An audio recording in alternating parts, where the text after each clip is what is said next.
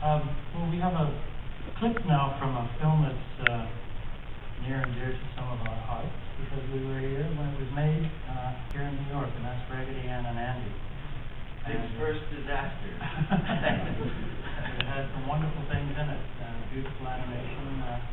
In fact, two of the people who worked on the film are here. We thought we'd introduce them to you. The great animator Tisa David.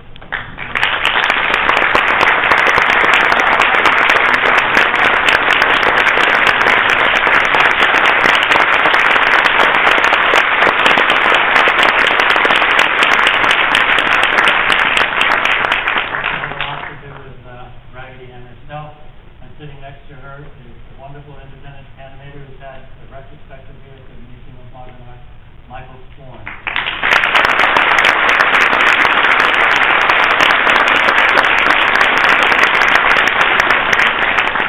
The glue that kept us going together. Yeah, absolutely. Thank you, Michael. The sequence we're going to see. But Tisa did, she was Raggedy Ann. She was the one who did. She was the lead animator on Raggedy Ann, and she was the one who could draw her. And the clip that we're going to see is by Emery Hawkins. This is another animator who worked at Warner's and also worked at Disney. How did you come to choose him? Because this is a character called the Greedy. Well, Ken Harris, I had all these old animators coming in and giving lectures and stuff. And Ken said to me one day, he said, hey, you should really get, in a way, he's certainly one of the best animators.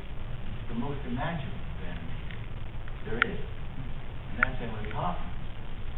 And I'd seen his name on, Emery worked in 50 studios. He could never stand to repeat himself. And so he just nipped around. Everybody wanted him. But he never stayed long enough to be known anywhere. And we unleashed him on this Greedy.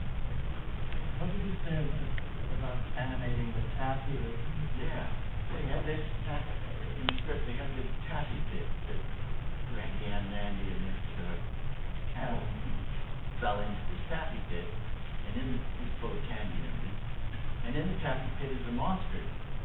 And we thought Emery would be great for it. And Emery said, well, don't have a monster in the taffy pit. It's ridiculous. It makes the taffy pit the monster.